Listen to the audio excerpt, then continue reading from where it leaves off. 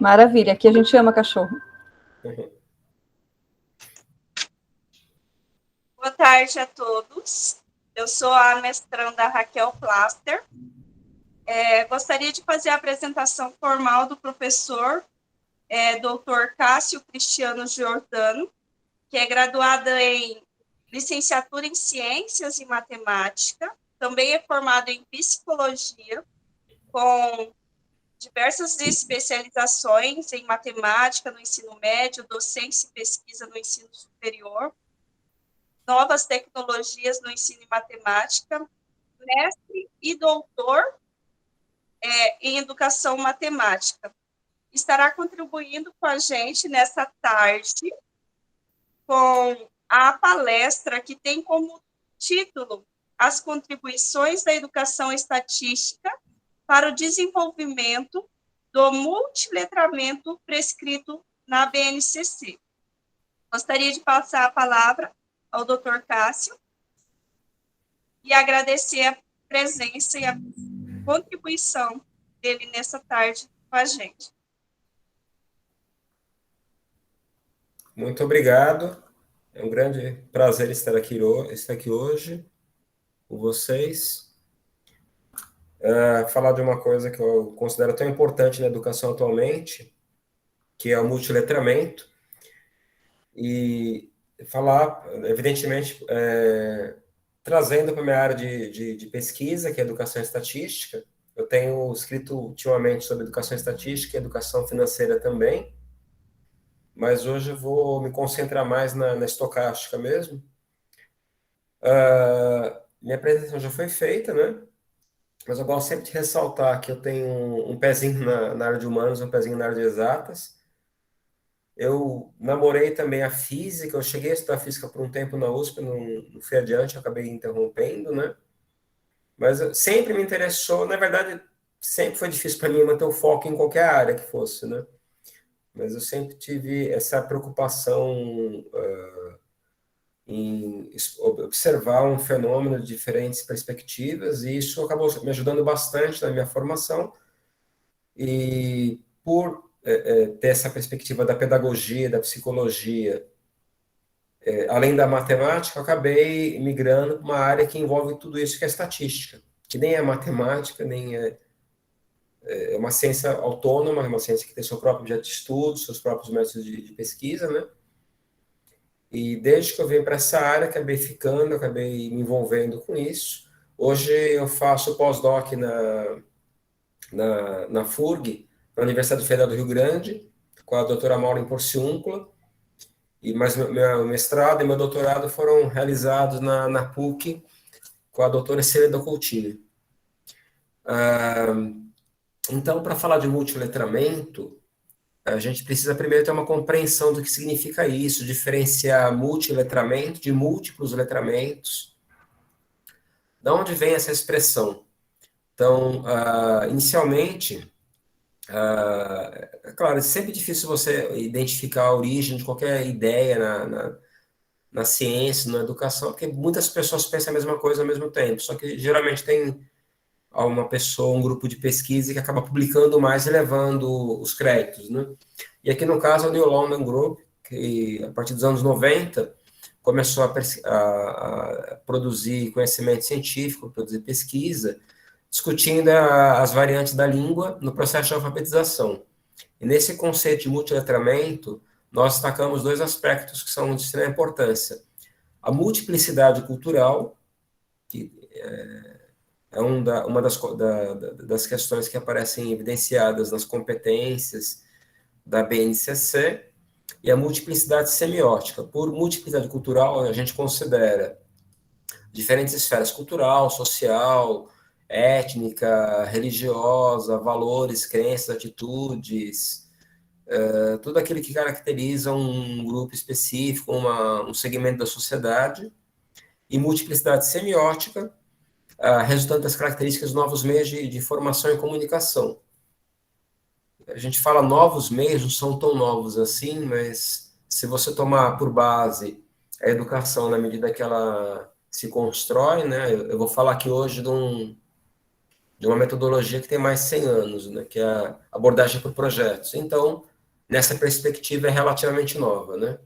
Então, quando você fala de multiletramento, você pensa em diversas esferas de estimulação, de percepção, de apreensão da realidade, os aspectos orais, auditivos, escritos, visuais, digitais, cênicos, a dança, os sinais, né? Então, se você, por exemplo, vai trabalhar matemática, geralmente você utiliza uma linguagem simbólica, científica, mais do que você utilizaria, por exemplo, o teatro, a dança, mas isso não exclui essas outras esferas, né? É estranho para nós hoje, no século XXI, pensarmos que um dia a música foi compreendida como matemática.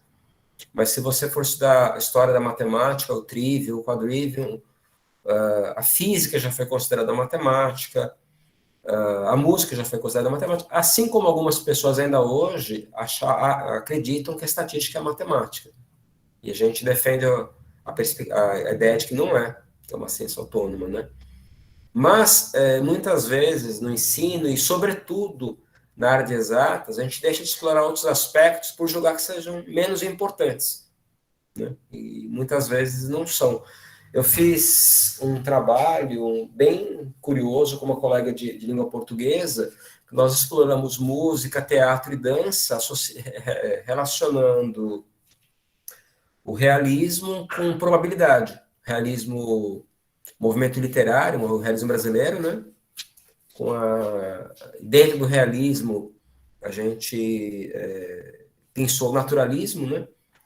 Com a matemática. Então, tem umas ideias bem interessantes, né? E a ideia de você explorar todas essas esferas de apreensão da realidade, compreensão do mundo, de maneiras simultâneas, muitas vezes, né? Complementares em outras, se deve ao fato de que a gente reconhece hoje em dia que existem pessoas com inteligências diferentes. Não é questão de você avaliar o nível de inteligência. Quando eu me formei em psicologia, nós aplicávamos testes de inteligência, escalas, né, ia medir o QI da pessoa. Isso foi perdendo um pouco o significado à medida em que, a partir do trabalho de alguns pesquisadores como Howard Gardner, a gente compreende que as inteligências são múltiplas e nenhuma delas é mais importante que as demais. Elas só mostram que o mundo é diverso, né? Então, quando você, por exemplo, oferece para o aluno uma forma de aprender a realidade de maneiras diferentes, você contempla inteligências diferentes. Então, você dá oportunidade para que alunos com perfis diferentes consigam atingir seus objetivos, consigam evoluir no processo de ensino-aprendizagem, respeitando o seu jeito de ser, as suas peculiaridades. Ninguém deve mudar a sua personalidade, o seu jeito de lidar com o mundo, né, em função de uma situação escolar, de uma situação de ambiente escolar, né? E para contemplar essas inteligências múltiplas, a gente precisa de abordagens, metodologias de ensino que sejam igualmente diversificadas. E a BNCC fala bastante disso, né, da importância de trabalhar com as metodologias ativas. E nós temos um grande leque de possibilidades, com nomenclaturas diferentes, e aqui eu trago algumas delas: rotação de estações, sala de aula invertida, design thinking, aprendizagem baseada em problemas. Aliás, essa sigla PBL, a gente chama aqui no Brasil de EBP, é um pouco ambígua, porque ela tanto se encaixa a aprendizagem baseada em problemas, que antigamente era chamada de resolução de problemas, quanto a abordagem baseada em projetos, né? No caso, as duas são consideradas como metodologias ativas. No entanto, se você ler a BNCC com mais atenção, você vai perceber que a resolução de problemas, mais do que uma metodologia ativa, ela é um método, uma forma de compreender a matemática, de ler a matemática, que permeia todas as demais técnicas, né? O ensino híbrido também não pode ser visto somente como uma metodologia ativa. Hoje você trabalha, por meio de ensino híbrido, a gamificação, projetos. Atualmente eu trabalho projetos num formato de ensino híbrido, né? Não são excludentes, muito pelo contrário, né? A gamificação, a cultura maker, A presença dos jogos na educação matemática é uma coisa bem antiga, né? Os jogos estão na origem, por exemplo, de um campo da matemática que é o estudo de probabilidade. No entanto, o uso de elementos dos jogos para você promover processos de ensino-aprendizagem é uma coisa relativamente nova. Multiletramento e multimodalidade. A multimodalidade, ela considera o registro da palavra não se dá apenas pela escrita. Então, por muito tempo, não sei quem daqui viveu essa realidade, eu lembro que o professor chegava na sala, passava um ponto, a gente copiava mesmo, não tinha acesso a livro. Depois o professor passava um questionário, o que ia cair na prova, a gente decorava o questionário, algumas daquelas questões caíram.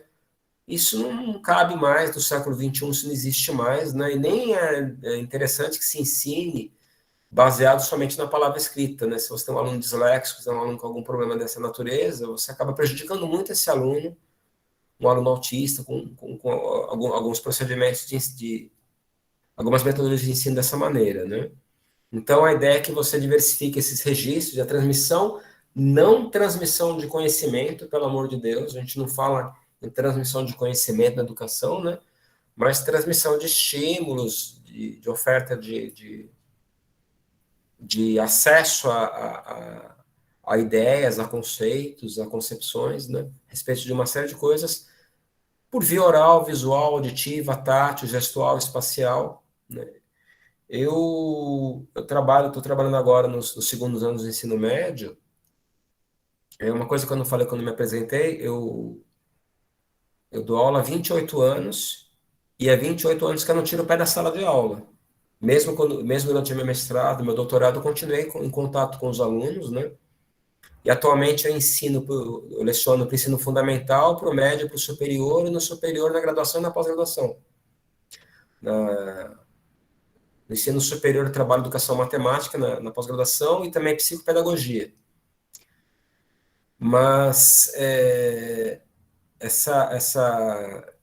acho que esse contato com o chão de escola é bom para que a gente não fique divagando sobre as teorias de educação, né, sem essa concretude do dia a dia com o aluno, o contato com o aluno, né, corpo a corpo com o aluno. Mas, enfim, eu trabalho hoje no ensino médio também, eu estou trabalhando geometria espacial, e eu não abro mão de trabalhar com sólidos geométricos. Muitas pessoas acham que é infantilizante, que você não deve... Eu trabalho com sucata, trabalho com maquete, mas também trabalho lá com o GeoGebra 3D, com o GeoGebra realidade aumentada. Então, essa ideia de você oferecer para o aluno diferentes estímulos, diferentes formas de interação com uma realidade, é muito importante, né, nessa perspectiva. Então, graças às tecnologias digitais, esses meios têm ganhado cada vez mais espaço, e isso se vê contemplado plenamente na BNCC, embora não seja objetivo meu aqui hoje tecer críticas à BNCC, ela merece muitas, né? Essa perspectiva do desenvolvimento do pensamento computacional, da exploração das tecnologias digitais, na BNCC aparece um modo muito truncado, muito estranho, né? Mas isso seria alvo de uma outra palestra, não na nossa, né? Uma outra coisa que talvez eu devesse falar no começo, às vezes eu me empolgo falando aqui, se alguém tiver algum comentário, alguma pergunta que queira fazer, de repente não ficou claro algum slide, eu falo também muito rápido alguma coisa que eu falei que vocês não compreenderam direito, vocês podem me interromper à vontade, não é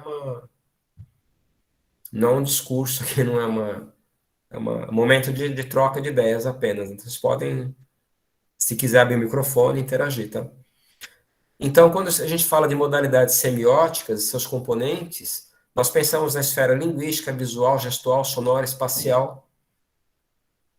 Embora eu trabalhe hoje com matemática, a pesquisa que eu faço hoje no pós-doc, no pós-doutorado, ela se baseia nas concepções de professores. O que eu faço nessa pesquisa? Eu faço análise lexical, análise do discurso do professor por meio de um software chamado NVivo. Então, essa compreensão é importante. Você compreender a estrutura da linguagem é importante, não somente a linguagem escrita, falada, também a linguagem gestual, né? Aqui é curioso falar-se de prosódia, né? A gente não observa muito isso, muito da gramática, do estudo dos fonemas, ficou fora das aulas de língua portuguesa nos últimos anos. Hoje se valoriza mais a leitura e interpretação de texto, um pouco da literatura, né? Mas é um campo também da linguagem, do estudo linguístico importante, né? A gente muitas vezes não se dá conta de como muda a entonação de voz, como isso afeta os alunos, né? Até a forma que a gente interage com o aluno. Por exemplo, se eu chego para um aluno e falo assim, ó, você acha que Plutão é um planeta? O aluno fala, não. Agora, Plutão é um planeta. Ele vai falar, sim, professor. O tom de voz que eu uso, né, até a forma que... os meus alunos já perceberam isso. Quando às vezes eu começo a falar mais lentamente, alguma coisa assim, os alunos ficam assim, olha, isso aqui ele vai cobrar depois. Quando eu repito uma ideia, né? Quando os alunos vão passar por alguma situação de avaliação, nas vésperas da avaliação, eles ficam observando como é que eu falo, já percebi isso também, né? Então, todas essas coisas, elas acabam afetando de forma diferente, e diferentes pessoas, né? No seu processo de aprendizagem. Os aspectos visuais, né? A gente tem hoje uma mudança, uma transição aí do modelo de ensino de Los Regis para um modelo diferente, né? E eu quero deixar bem claro aqui também que eu trabalho na educação básica em escola pública, escola que carece de recursos, que tem dificuldades financeiras, né? Mas na minha escola a gente já tem data show em todas as salas, tablets para levar para a sala de aula, sala de informática, os alunos podem usar o smartphone. No ensino médio praticamente todo mundo tem. Eles receberam um chip do governo com dados de acesso livre sem custo, né? O governo do Estado de São Paulo financiou o computador para os professores.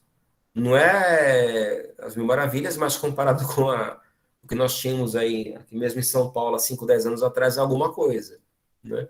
Então, a gente já está pensando já nesse momento de transição para a lousa digital. Nas escolas que eu estudo idiomas, inglês, espanhol, francês, nós usamos lousa digital. Então, essas possibilidades, elas vão cada vez mais expandindo as formas de você interagir com o aluno. E vão cada vez mais favorecendo, dinamizando as aulas também, né?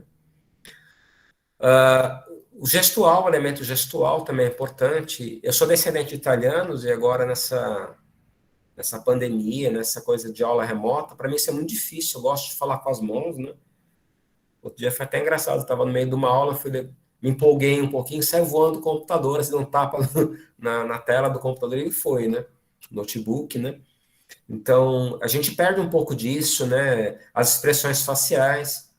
Uma que, quando você vai ensinar de modo remoto, você vai trabalhar com solo de modo remoto, o mais comum é você ver os alunos com a câmera fechada, né? Em segundo lugar, nós estamos retomando o ensino presencial. Na sala de aula, elas não são de máscara, né? A gente foi lentamente se acostumando a identificar um sorriso pelos olhos. As pessoas sorriem com os olhos hoje. Você muitas vezes sabe se o aluno está assustado, está compreendendo, está acompanhando o que está dizendo, está pasmando pelo brilho nos olhos, pelo movimento da pupila. Então, essas percepções, elas vão se aguçando, vão perdendo importância de acordo com a forma que você organiza suas situações de aprendizagem. Todas elas são importantes para o seu sucesso nesse processo, né? Exploração de sons musicais, dos ruídos, dos timbres, né? Eu falei agora há pouco para vocês que eu fiz um trabalho com tive uma parceira de aula compartilhada. Aliás, eu acho que essa é uma tendência para o futuro, a gente dá aula compartilhada, 2, 3, 4 professores ao mesmo tempo, né? Ensinando, não vai lá um professor de história, um professor de física, um professor de matemática fala sobre a construção de algum conhecimento, falar de Galileu, de Copérnico, de Kepler, lá na Idade Média, Idade Moderna, né? Idade Moderna, no caso, né? Idade Contemporânea, conjuntamente. Então, essa multiplicidade de olhares na sala de aula é uma coisa muito importante. Mas mesmo com as limitações que nós temos hoje em dia, eu consegui reunir 2, às vezes 3 professores para dar uma mesma aula.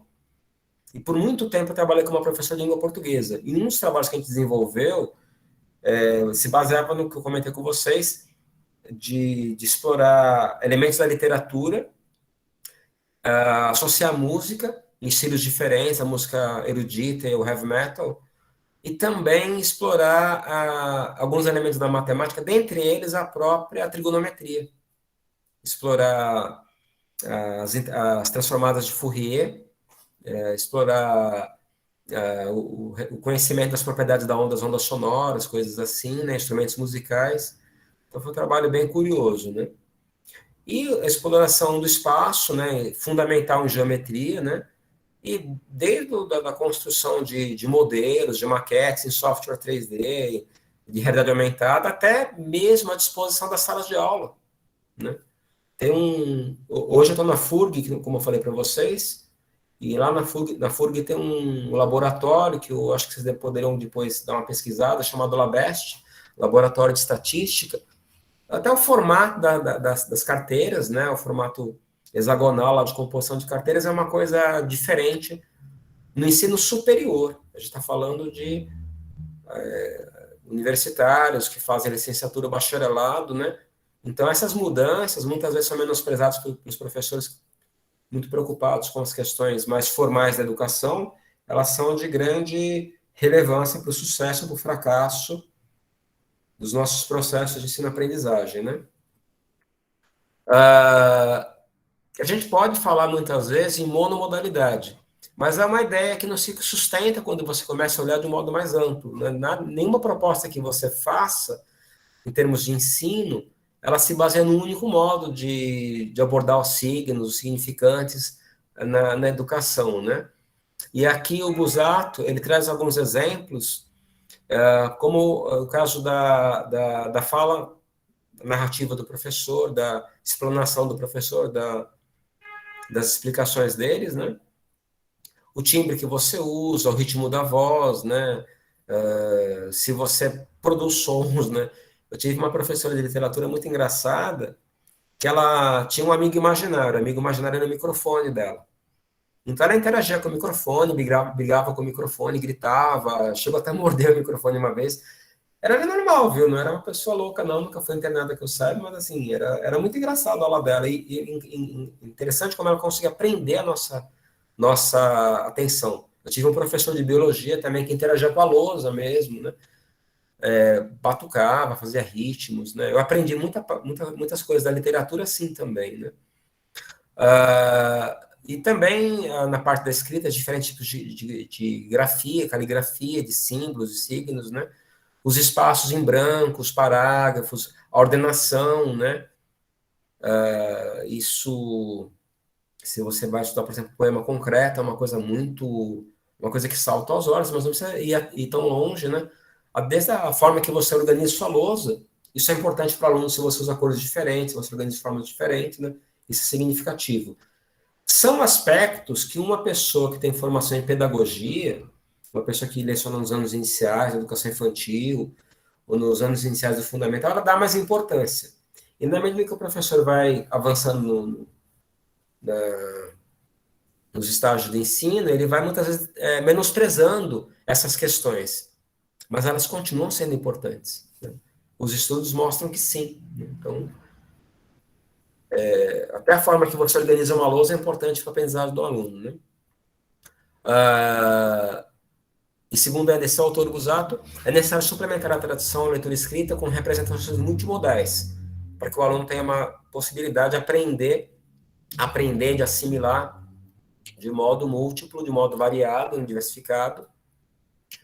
E por que a gente está falando disso no começo dessa explanação? Porque o multiletramento ele tem consonância com aquele que preconiza a BNCC, no intuito de preparar o educando para a vida social, para a vida profissional, para o exercício pleno da cidadania, inclusive no que diz respeito ao domínio das tecnologias digitais, inclusive no que diz respeito aos ideais democráticos de inclusão. Durante um tempo, né, nem a minha área de investigação, nem eu tenho competência para falar disso, mas eu sou professor e trabalhei com alunos em situações de inclusão das mais diversificadas, né? Durante um tempo, a gente não se preocupava muito com inclusão. O aluno que não conseguia acompanhar o ritmo da sala era excluído. Às vezes formalmente, mas era excluído.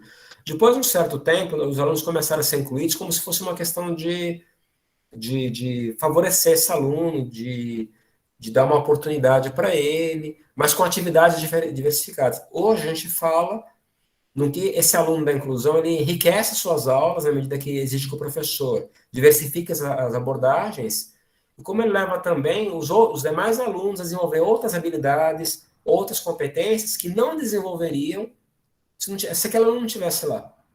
Eu dou aula de matemática há muito tempo, eu nunca tinha trabalhado com soroban. Eu comecei a trabalhar com soroban, um tipo de ábaco, quando eu recebi um aluno cego. E a partir daí, outros alunos, toda a sala foi trabalhar com soroban.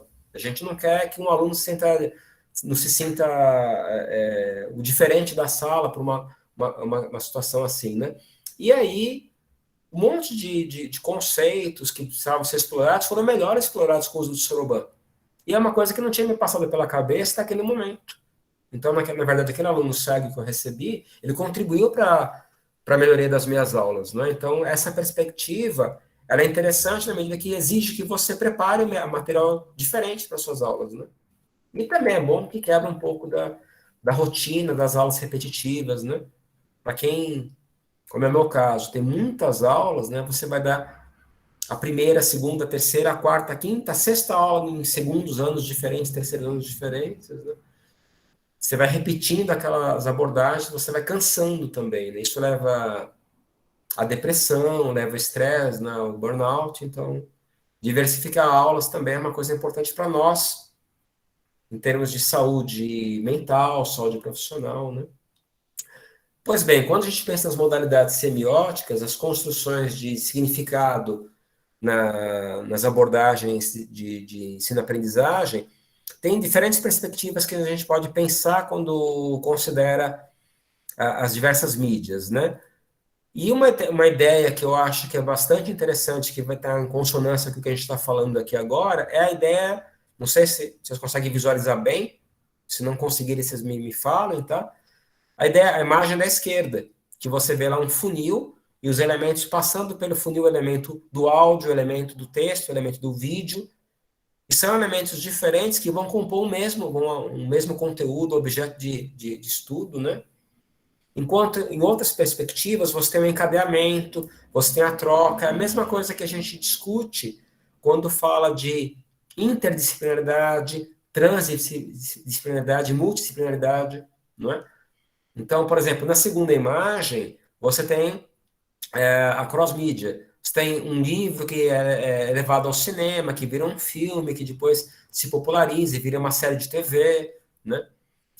Na figura 4, por exemplo, na última figura à direita, você vê interação cruzada de games, aplicativos de realidade aumentada, aquele app de RA significa isso, né? Eu citei um deles agora há pouco, né? O GeoGebra AR. Se alguém não conhece, se alguém não conhece GeoGebra e dá aula de matemática, está perdendo uma grande oportunidade. Baixa para o aplicativo, né? Se não tiver espaço no celular ou no computador, não quiser instalar, não precisa, dá para usar online, né? Mas explora o GeoGebra clássico, o GeoGebra 3D e o realidade aumentada. O realidade aumentada é muito lúdico, é muito interessante para o aluno, né? Explora elementos de game, então um filme que vira livro, que vira HQ, que vira fanfic. Todas essas formas de trazer para o aluno conhecimento, né? Elas são valiosas porque elas são complementares. E aí você acaba contemplando alunos com diferentes perfis, né, diferentes habilidades, diferentes competências, explorando elementos da língua escrita, da língua falada, do espaço, dos sons, do ritmo, dos gestos, dos aspectos visuais, e não é muito, a gente não costuma explorar muito outros sentidos, mas também, dependendo do que você for trabalhar, né, a gente pode também trabalhar um jardim de sentidos, uma coisa assim com os alunos, né? Na BNCC, a palavra digital aparece 132 vezes em 600 páginas. A gente vê ali esse conceito, né, muito tratado associado à geografia, à matemática, às linguagens, a todas as áreas, né? E, especificamente no que diz respeito ao multiletramento, essa palavra multiletramento, dessa forma, é citada 10 vezes, sempre associada a práticas de leitura e produção de texto, construída a partir de diferentes linguagens sonoras, visuais, escritas, corporais e digitais. Em matemática, tudo isso é importante, e eu acho que isso é especialmente importante quando você vai trabalhar a área de geometria, grandezas e medidas e a área de estatística.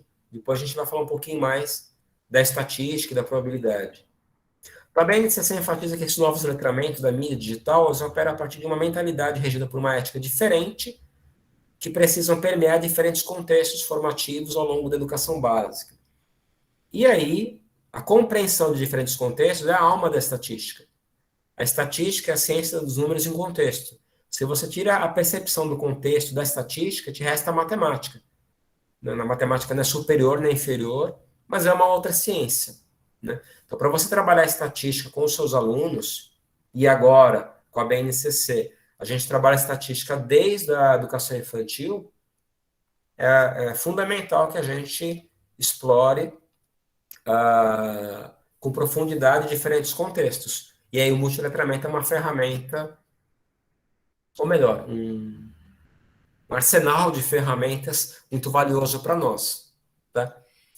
Eu não sou um estudante da linguística, não sou um professor de linguagens, né? Eu trouxe aqui alguns rudimentos de letramento. Peço perdão se alguém aqui na sala é um linguista, algum estudioso de letras, né? E tem uma perspectiva mais profunda disso. De repente, considere minha abordagem muito simplista, né?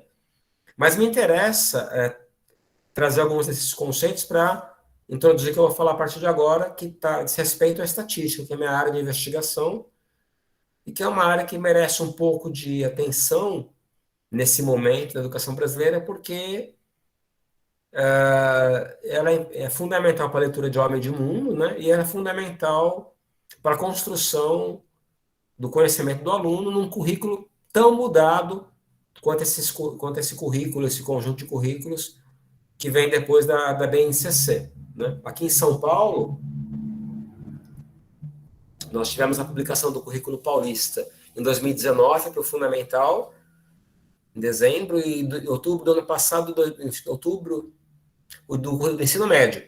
E o novo currículo do ensino médio em São Paulo, novo ensino médio, está sendo introduzido paulatinamente, em 2021 no primeiro ano do ensino médio, 2022 no segundo, e 2023 que ele vai começar a modificar o terceiro ano.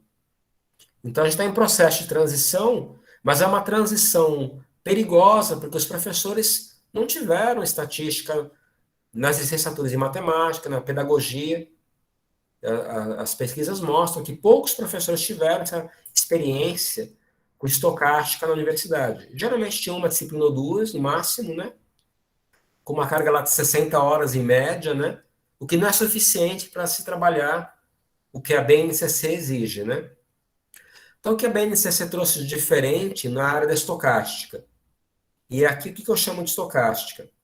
Esse tripé formado pela estatística, a probabilidade e a combinatória. Então, primeiramente, a BNCC amplia o espaço desses três campos do conhecimento, né? A probabilidade e a combinatória, uma vez que ela distribui conteúdos ao longo de toda a educação básica, né? Ela valoriza e diversifica o estudo de gráficos. A gente não vê a menção, não vê nos livros didáticos, por exemplo, diagrama de rama e folha, dot plot, box plot, né? Na verdade, dot plot é nem mencionado, o box plot sim, né? Na BNCC. Mas nós temos um cuidado maior em explorar gráficos na BNCC do que tínhamos nos PCNs. A introdução da abordagem frequentista, né? A probabilidade aqui é muito importante, porque ela é mais realista, né? Uma probabilidade que não se baseia só naquela razão entre número de casos esperados, número de casos possíveis, mas sim em experimentos, em verificação de fatos do cotidiano ou fatos em situações experimentais, né? A produção de pesquisa estatística, isso é fundamental, que o aluno participe, que ele planeje, que ele execute, que ele analise, que ele divulgue resultados de pesquisa nos quais ele esteve envolvido de cabo a rabo, do começo ao fim, né? Orientação para o trabalho colaborativo. A gente não vive mais um mundo que dá para se produzir conhecimento sozinho, né? Nenhum aluno deve ser avaliado isoladamente. Ele pode ser avaliado isoladamente em algumas circunstâncias, né? E é bom que ele seja, porque, infelizmente, a gente já tem situações mais do que gostaria de avaliações assim, né? O aluno vai prestar um concurso público, um vestibular, uma situação assim. Então, a avaliação, ninguém está defendendo a abolição desses critérios de avaliação, mas eles não podem ser os únicos, muito menos predominantes. Eles têm que ser complementares a outros métodos que envolvem o trabalho colaborativo. O incentivo às metodologias ativas na educação matemática, e aí eu vou valorizar os projetos, que é a minha área de pesquisa, né? O link da estatística com outras áreas, e aí, de novo, eu vou valorizar uma área que eu gosto muito, que é a área da educação financeira, que hoje ela vem junto com educação fiscal e trabalho na macroárea economia, nos TCTs, né? E as competências socioemocionais, que são fundamentais, daqui a pouco a gente vai ver isso, para compreender a estatística. Eu posso até dizer que as competências socioemocionais não são tão importantes para o ensino de trigonometria, de números complexos, mas eu não posso falar isso de modo algum para a estatística. Aí seria um total descabimento, né?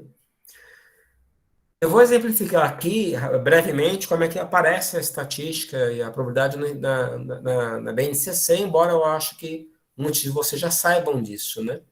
Então, se você vai acompanhar, você vai pegar um assunto. Aqui, no caso, eu peguei 3 anos de ensino fundamental e objeto de conhecimento, pesquisa e estatística. Então, logo no primeiro ano, aluno com 6, 7 anos de idade, no primeiro ano do fundamental, o aluno já participa de coleta de dados, coleta e organização de informações. Ele realiza pesquisa com variáveis categóricas, religião, cor dos olhos, né, preferência por um clube, algo do gênero, né? Com até 30 elementos, então, mais ou menos o número de alunos numa sala, pelo menos onde eu leciono, na Educação Básica Paulista, mas a gente tem mais ou menos 30 alunos por sala, né? Com representações pessoais. Então, representações que são muito intuitivas, que são mais simples, né? Já no segundo ano, isso começa a ganhar uma complexidade maior. Então, o aluno vai coletar, vai classificar e vai representar dados, já construindo tabelas, coisa que não era exigida no primeiro ano, tabela simples de dupla entrada. Tabela de dupla entrada, para um aluno de segundo ano, já é uma coisa mais complexa. Tem professor que tem dificuldade em elaborar essas tabelas, e não há vergonha alguma nisso. A gente tem que ter humildade e reconhecer nossas limitações, e também quando a gente tem dificuldade, enquanto professor, de realizar alguma atividade com os alunos, a gente deve reconhecer que as nossas faculdades, os nossos formadores também falharam. Identificar culpado nessa hora não ajuda. O que ajuda é você correr atrás do conhecimento, o que ajuda é você ter formação continuada. Para quem está na educação com uma carga de aulas maluca, que nem eu estou, lá com 40, 60 horas em sala de aula, formação continuada em tempo de serviço, em ambiente escolar, né? Dentro da sua carga horária, isso é importante, mas a gente percebe que as universidades têm falhado nesses aspectos, né? E a gente deve oferecer para o professor, de alguma forma, né, essa aprendizagem. Se o professor não souber construir um gráfico, não souber trabalhar uma escala, não souber a adequação de um gráfico a uma variável, o aluno dele não vai saber nunca. Então, é importante que o professor, depois, eu vou falar um pouquinho disso, né, participe disso também, a formação de professores, né? E aí o aluno vai realizar essa pesquisa, agora com 3 variáveis categóricas do interesse dele, ele que vai eleger essas variáveis, e vai organizar listas, tabelas, gráficos de colunas. Então, aí a BNCC vai introduzindo tipos de gráficos diferentes, né? Ano após ano, tá? De forma gradual. Já no terceiro ano, já se fala no universo com 50 elementos, e aí não vou nem discutir se é universo, se é amostra, é uma outra discussão, né? E aqui já se fala a construção de gráficos com o uso de recursos digitais. O que é muito simples, de certa forma, muito simples, não mais simples, se o aluno tem à mão um tablet, um smartphone, um computador. A gente sabe muito bem que isso não é realidade em todo o Brasil. Né? Tem alguns bolsões privilegiados, onde isso é realidade, né? Mas não é uma coisa que a gente pode acreditar que é a realidade brasileira. Né? Então, essa participação do aluno em pesquisa estatística é fundamental e é valorizada na BNCC. Agora, saindo um pouquinho da estatística, indo para a prima próxima dela, que é a probabilidade, a gente tem que lembrar que a unidade na BNCC se chama probabilidade estatística.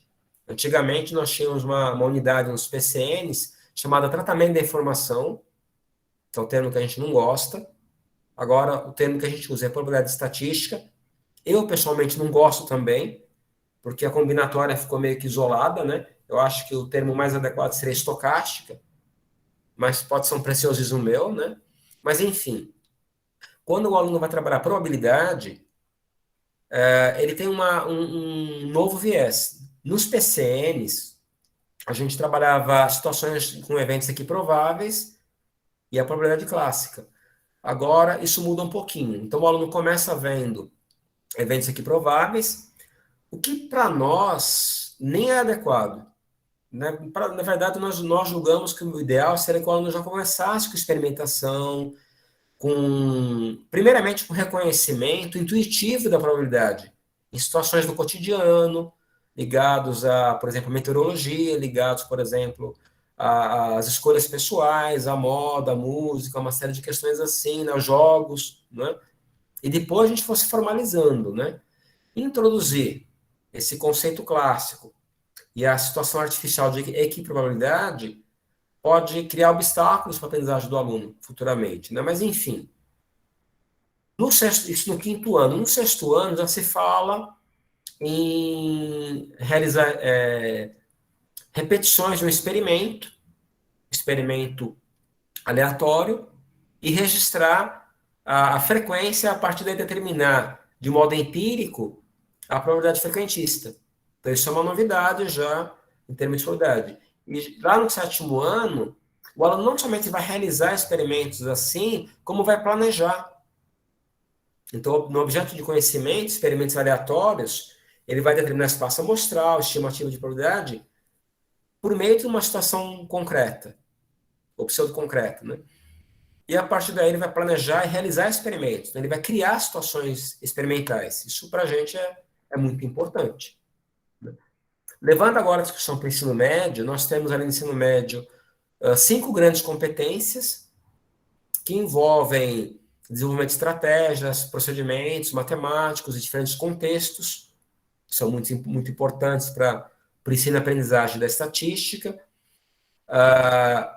Atividades de investigação em sala de aula, resolução de problemas, modelagem, gamificação e projetos, estratégias de construção de modelos, muito importantes, por exemplo, acabei de falar da atividade com probabilidade, né?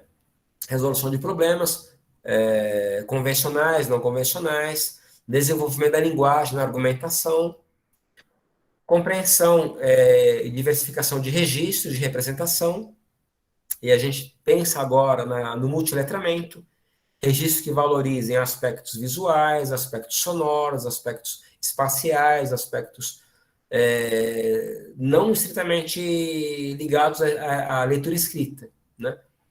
E aí, no campo da estatística, há grande diversidade de registros tabulares e gráficos, né? E o aluno participar, se engajar em atividades de experimentação, de observação, baseado em tecnologias digitais. Eu não vou falar aqui das habilidades, porque elas são muitas no ensino médio, mas eu trouxe 2 aqui, e uma delas retoma aquela que eu mostrei do início do fundamental, que é a realização de pesquisa estatística. Então, o aluno deve planejar, executar pesquisa amostral, com questões relevantes, questões de relevância social, econômica, ambiental, usando dados coletados diretamente, ou em um banco de dados, né, e comunicar resultados. Então, o aluno também vai apresentar seminário, painel, participar de uma apresentação como a gente vê na universidade, como a gente fez na universidade, né? Utilizando ou não recursos digitais, utilizando ou não tecnologias digitais, sempre que possível, utilizando de preferência, né? Mas nem sempre é possível. Construindo e interpretando tabelas, gráficos, com base em dados de pesquisa, dados de preferência que ele coletou, investigando um assunto do interesse dele, né? Utilizando softwares mais diversificados, de estatística, de geometria, de álgebra.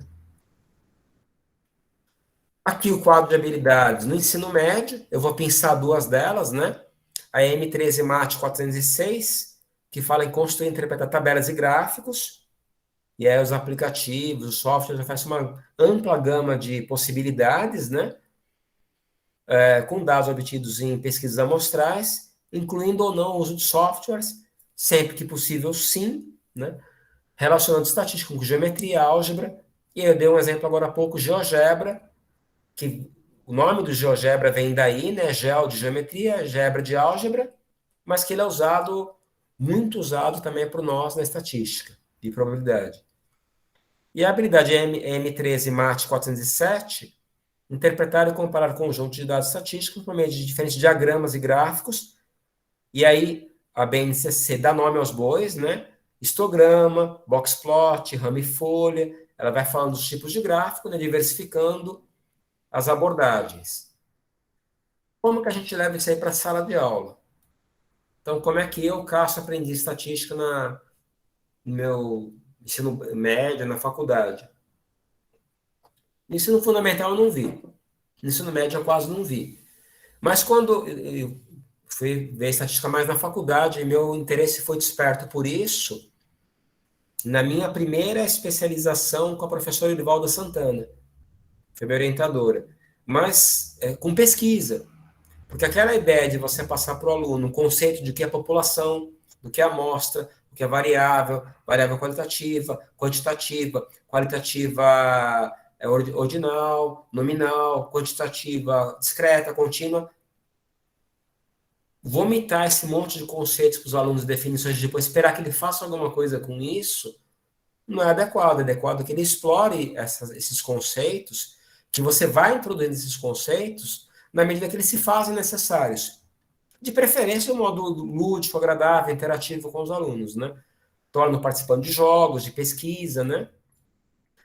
Com relação à probabilidade, eu trago aqui um quadro da Carmen Bataneiro, que é uma pesquisadora formidável nessa área, e trago aqui um quadro da esquerda da Bataneiro, né? Mas a citação aqui da Celi Lopes, da Luzete Mendonça, da importância de você trabalhar a abordagem frequentista. Então, aqui, a Bataneiro fala de uma perspectiva intuitiva da probabilidade, a perspectiva clássica, e a gente se limitava a essas duas, mais a segunda, nos PCNs, a abordagem frequentista, subjetiva e formal. A gente está hoje aqui no terceiro nível ali da frequentista na BNCC, né? E a Celi Lopes, a Luzinete, elas falam o seguinte, que a interpretação frequentista, ela sugere uma repetição de um experimento um grande número de vezes, e aí, para que não fique cansativo, você pode usar um simulador, um recurso computacional, e observação das frequências relativas a cada ocorrência, convergindo para uma certa probabilidade. Ou seja, considere que as probabilidades de cada evento se encontram no limite para o número infinito de repetições. Então, olha que coisa importante aqui. Você vai trabalhando com o aluno de modo intuitivo, ideias de pré-cálculo. Quando eu tinha um ano letivo tranquilo, eu conseguia trabalhar no terceiro ano com os meus alunos, limites, derivadas e introduzir integrais, no terceiro ano do ensino médio. Em outros países, eu tive a oportunidade de ver isso em alguns países que nem Cuba, que nem a França, isso já é normal para os alunos, né? Estudar limites, derivadas, né? Mesmo de modo rudimentar, de algumas funções, né? Mas a noção intuitiva de limite, ela emerge de várias situações de aprendizagem da educação básica, né? E eu acho legal que isso apareça assim mesmo, né? Esse procedimento é usado em ciências empíricas e é adequado em situações que não existem eventos equiprováveis, ou seja, eventos que têm igual chance de aparecer daqui a pouco. Eu vou dar um exemplo prático disso. Então, aqui, para promover os diferentes letramentos, eu vou trazer aqui 2 modelos de letramento, o letramento probabilístico e o letramento estatístico. O probabilístico se baseia no trabalho de Dugal, que é um pesquisador israelense da Universidade de Haifa. Ele fala que para você construir para você, aliás, desenvolver com os alunos o letramento em nível de probabilidade, você deve trabalhar com elementos cognitivos, elementos afetivos, elementos de conhecimento, as ideias básicas da probabilidade, o que é chance, o que é acaso, o que é aleatório, né? O que é variabilidade, o cálculo em si, o cálculo matemático de probabilidade, elementos da linguagem comum, da linguagem culta, né? Da linguagem popular, né? Do regionalismo, elementos do contexto que você vai investigar e a capacidade desse aluno tecer questões críticas sobre qualquer assunto. E, por outro lado, elementos de disposição, que estão ligados à postura do aluno, a crenças, atitudes, a sentimentos com relação a incerteza e risco, que ficam muito evidenciados em situações de jogo, por exemplo, né? Valores, concepções, né? Um amigo meu da PUC de São Paulo, que também foi orientando da minha orientadora da Cília da Coutinho, fez um trabalho muito interessante com os seus alunos, trabalhando com jogos, com situações de lançamento de dados, só que ele pegou esses dados e viciou. E ele viciou os dados de que forma? Ele levou ao forno dados plásticos a uma temperatura em torno de 120 graus por um certo tempo, né? E aí os dados começaram a derreter. Mas eles começaram a derreter da parte interna, que era mais mole, em relação à parte externa, que era mais rígida. Então, a concentração de massa do dado ela ficou irregular. E aí, quando alguém lançava os dados, tinha uma tendência maior de cair uma outra face, que nem ali na foto de cima, você vê o número 5 e a contraposição do 5 é o 2. Então, se eu vou colocar o dado naquela posição e vou colocar o forno, a parte de baixo, onde ficaria o número 2, ela ficaria mais adensada. E aí, na hora de você lançar o dado, é aquela parte que vai para baixo. Então, a face que estava para cima no forno é a face que tende mais a cair. E aí, depois, o que ele fez? Os alunos lançaram o dado um certo número de vezes, ele começou com 50 repetições, depois 100, e aí é importante que não fique o mesmo aluno lançando o dado, que acaba cansando, né? Se você tem várias salas, você pode começar com um jogo. Um jogo o aluno lança o dado várias vezes, né? E depois ele passou a trabalhar com computador, com simulação computacional, com 1.000 lançamentos, com 10.000 lançamentos. E aí os alunos começaram a perceber que dados de cores diferentes chegavam a resultados diferentes. Por quê? Porque o Danilo queimou alguns dados e não outros. Ele começou a derreter alguns dados e não outros.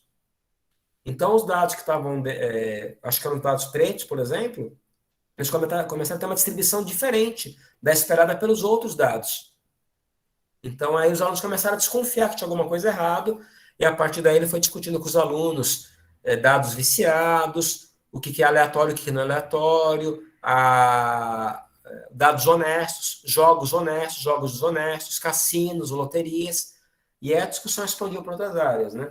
Eu trabalhei com os meus alunos com probabilidade também, com dados de diferentes formatos, dados com formatos dodecaédricos, icosaédricos, octaédricos, em diversas situações, criando problemas baseados em curiosidades. Ali tem o guia Acredite Se Quiser, o Guia dos Curiosos, o Guinness Book, trabalhando com problemas contextualizados. Eu trabalhei com artrópodes, ali vocês podem ver aranhas, insetos, como é que chama? Me fugiu o nome agora. Quilópodes, diplópodes, né? Então, os alunos tinham que resolver problemas baseados nas patas dos animais, as antenas, e animais com morfologia diferente tinham chances diferentes de acontecer tal ou tal coisa, né? Tinha todo um contexto baseado em historinhas, né? Os alunos trabalhando com um globo terrestre, com situações aleatórias, eles lançavam o globo para cima, era um globo inflável, né? E aí o aluno, os olhos vendados, ou sem olhar para o globo, ele apontava com o dedo um ponto do globo, eles iam registrando para saber se eram terras emersas, se eram terras se eram oceanos, né? Se eram terras emersas, quais os continentes, para concluir qual o maior continente, no caso a Ásia, qual é o menor, né? Qual a porcentagem de terras emersas no planeta Terra. Então, situações lúdicas envolvendo probabilidade e eventos aleatórios, né? Para quem se interessar por isso, tem uma série de recursos, eu sugiro que vocês procurem na internet, tem um link aí, depois se alguém não conseguir pegar, eu passo, um livro e um aplicativo chamado Alicia no País das Probabilidades. É um livro, está em espanhol, um livro que foi difundido pelo Ministério da Educação do Chile, mas dá para o aluno fazer joguinhos, participar de joguinhos no aplicativo facilmente, é gratuito, né? Então dá para o aluno ler a história, jogar os joguinhos que tem lá. É um livro bem interessante, né? Os professores, algumas leituras que trazem uma série de exemplos para ilustrar a probabilidade. As Leis do Acaso, O Andar do Bêbado e Uma Senhora Toma Chá. São 3 livros bem interessantes, bem curiosos, né? Sobre probabilidade. E agora falando de estatística. Para promover o letramento estatístico, nós temos também que trabalhar elementos cognitivos e afetivos. Os elementos cognitivos baseados em conhecimento da linguagem, conhecimento matemático, estatístico, do contexto, e questões que dizem respeito à criticidade. No que diz respeito à estatística, o reconhecimento da importância da origem dos dados, a familiaridade com os termos da estatística, a compreensão da probabilidade, em suas diversas vertentes, e a estatística inferencial. E aí, no que diz respeito aos termos e a compreensão das noções estatísticas, valorizando principalmente aleatoriedade, variabilidade, tabelas e gráficos, as medidas estatísticas de tendência central, de dispersão, amostragem e inferência. E no que diz respeito aos componentes afetivos, crenças, atitudes e postura crítica. Então, o mesmo Gall que elaborou aquele modelo de letramento probabilístico, ele nos traz esse modelo de letramento estatístico. E aí uma proposta que eu tenho trabalhado bastante ultimamente, é a proposta por meio de projetos. É uma proposta que tem mais de 100 anos, né?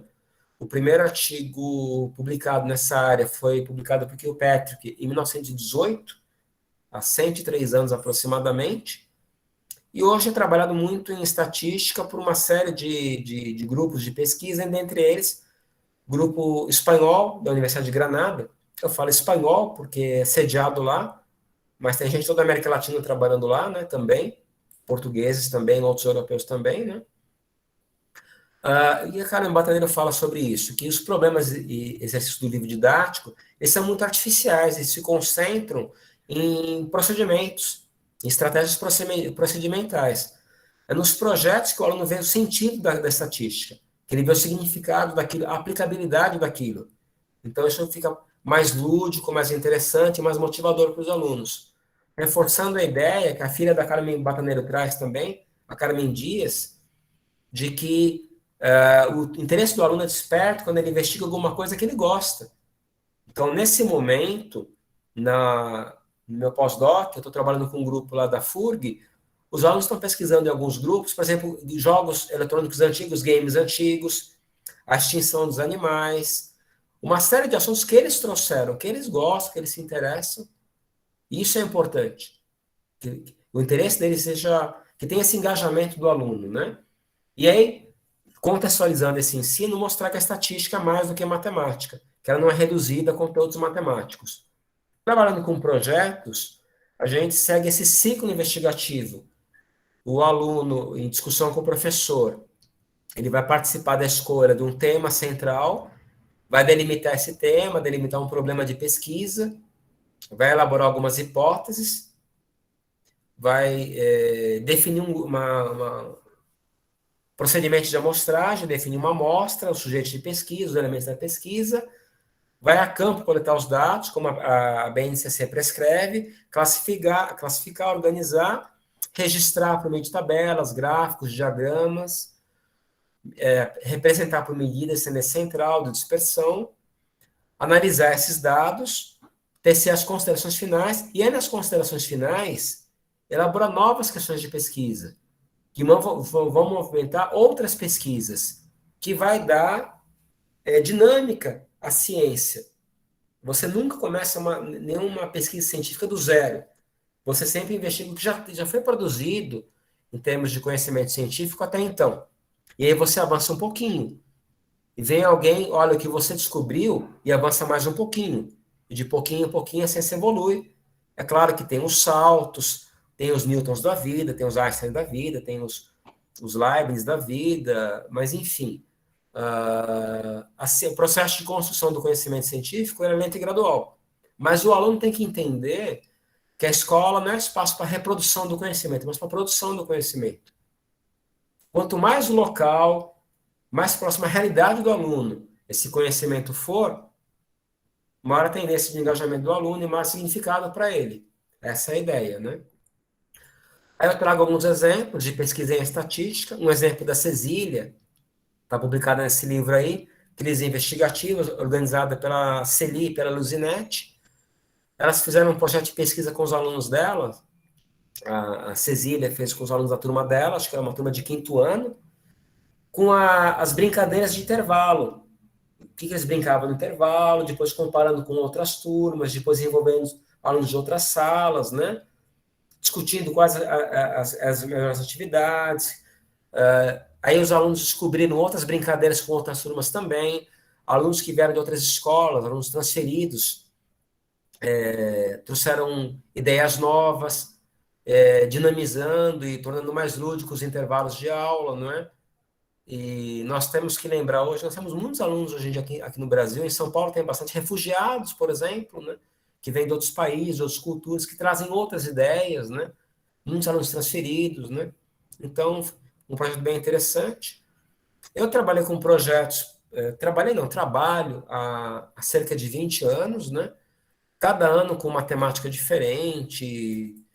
Nesse momento que eu retratei, era com relação a racismo, aos direitos civis, né? Trabalhei em 2018 as eleições, ano passado a pandemia, e assim por diante. A gente vai trabalhando sempre aquilo que mobiliza os alunos em sala de aula. Quando você traz uma ideia que você acha interessante, mas os alunos não gostam, a ideia não emplaca, abandona, não segue em frente. Quando os alunos trazem alguma coisa, quando emerge dos alunos, agarra essa ideia, vai adiante com ela, né? Por mais desafiador que seja, né? Eu trago para vocês algumas sugestões, né? Eu trago aqui um livro que vocês podem acessar, vocês podem encontrar na versão, vocês podem comprar na versão impressa, vocês podem achar o e-book, né? Vocês podem acessar também esse livro, Conhecendo a Estatística, da Gabriela Braz, lá do grupo da FURG, pelo grupo Trabalho do Ateliê, né? Aí ele tem a Gabi com a Thaís e o Pedro, né? Vocês podem encontrar esses conteúdos no Instagram do Ateliê, como está aí na imagem. No YouTube também, o Ateliê faz uma série de lives que discute probabilidades, estatísticas, esses assuntos, né? De forma lúdica. E em breve o Ateliê vai disponibilizar também um aplicativo, um app, com esses conceitos, essas ideias, né? Uma coisa bem interessante. Na pandemia, eu trabalhei com projetos com esses alunos usando ferramentas digitais gratuitas, né? Então eu trabalhei aqui em São Paulo, nós temos o Centro de Mídias, que tem aulas, que tem games, tem estratégias gamificadas, que embora seja do centro do estado de São Paulo, vocês podem acessar por um aplicativo disponível para Android, para iPhone também. Vocês podem achar o Centro de Mídias, CMSP, no Facebook, no YouTube. As aulas ficam abertas para quem quiser acessar, né? Eu me comuniquei com os alunos por meio de e-mail, Gmail, né? Eu dei aulas virtuais por meio do Google Classroom, que era aberto, né? Continua sendo aberto em tempos de pandemia. Nós criamos um blog, ali em cima está o blog da minha escola, Zé Calvite, né? Foi criado ano passado. Nós nos reunimos pelo Google Meet, né? Aliás, eu troquei as bolas aqui. As atividades, as tarefas eram disponibilizadas no Classroom. O Estado de São Paulo organizou salas de aula no Classroom, mas as aulas eram pelo Meet, né? Nós também nos reuníamos, às vezes, por Skype, usando também a tecnologia do Zoom e o Microsoft Teams. Os professores, nós nos organizamos mais pelo Teams. Os alunos fizeram pesquisa coletando dados, usando o Google Forms. Eu trabalhei desde sexto ano no fundamental até o ensino médio. Elaboraram gráficos pelos caminhos que eles julgaram mais simples. Os alunos do ensino médio tendem a preferir o Excel. Nós não gostamos do Excel, nós na matemática não gostamos muito do Excel, mas os alunos gostam e é acessível para eles, né? O GeoGebra, que é um software que todo mundo deveria conhecer na área de matemática, eu acho que é fundamental, né? E outros aplicativos que os alunos trouxeram. Nós nos comunicamos durante as atividades com orientações por Twitter, por WhatsApp, pelo Facebook. Os alunos apresentaram trabalhos no Facebook, no Instagram, no YouTube, né? Às vezes em tempo real, às vezes deixavam gravados, né? Então, uma série de ferramentas que nós utilizamos explorando essa ideia do multiletramento e das tecnologias digitais. Não sei se todo mundo aqui conhece os TCTs. Nós tínhamos 6 temas transversais nos PCNs, hoje eles são 15. E os TCTs, alguns mais do que outros, né, eles são uma grande oportunidade de exploração da interdisciplinaridade. Eu tenho trabalhado muito com questões ambientais, com questões de sustentabilidade, de meio ambiente, em função do que está acontecendo na Amazônia hoje em dia, né? E do aquecimento global, né? E trabalhando muito também na área de economia, com as relações de trabalho, educação financeira e educação fiscal, tá? Mas aí tem pano para manga, e aí multiculturalismo, a diversidade cultural também oferece uma oportunidade para muita pesquisa, né? Aqui alguns trabalhos que eu fiz, que estão desenvolvidos com os meus alunos, usando esse conceito de multiletramento, né? Então, trabalhando com artesanato, na cultura maker, aluno fazendo modificação, pintura, recorte, colagem, adesivagem de tênis, camiseta, vestido, bolsa, pochete, estojo, né? Com customização, que ao mesmo tempo que é lúdico, é mentalmente correto, porque um tênis está fora de moda, uma camiseta que rasgou, que queimou no ferro de passar, ele personaliza, ele customiza, né? E valoriza isso, e também pode ser comercializado, né? Isso tem valor de mercado, né? Aqui explorando ferramentas digitais, Padlet, que é gratuito, né? Os alunos fizeram Padlet sobre um monte de assuntos, né? Aqui eram aulas sobre tendências para o futuro, e aí explorando robôs, e aí os alunos trazem games, trazem fanfic, trazem séries, que nem Bear Than Us, filmes que nem Eu, Robô, histórias em quadrinhos, né? Fanfics, músicas. Aqui sobre viagens no futuro. Nesse momento é que eu não tenho pronto ainda. Os meus alunos estão fazendo Padlet, pensando numa escola do futuro, uma escola ideal. E a gente misturou um monte de coisa, a gente pegou até uma série televisiva chamada Rita, não sei se vocês já viram essa série, muito interessante, né? Elementos da cultura de canções, para os alunos comporem Padlets. É uma ferramenta gratuita, né? Basta aluno se cadastrar e começar a usar. Uma outra ferramenta digital que eu usei também, trabalhei com storyboard, storytelling, e elementos que a gente viu lá atrás, em multiletramento, de visualização, de perspectiva, de proximidade, de enquadramento, de luz. Uma ferramenta que eu usei, ela é paga, mas você pode usar por um tempo, uma versão gratuita chamada Storyboardette. Dá para você construir historinhas, né, com Storyboardette. Basta você digitar esse nome aí no Google, qualquer ferramenta de busca, você vai encontrar, e você encontra em português. Dá para você colocar cenário, colocar balão, fazer pequenas animações, né?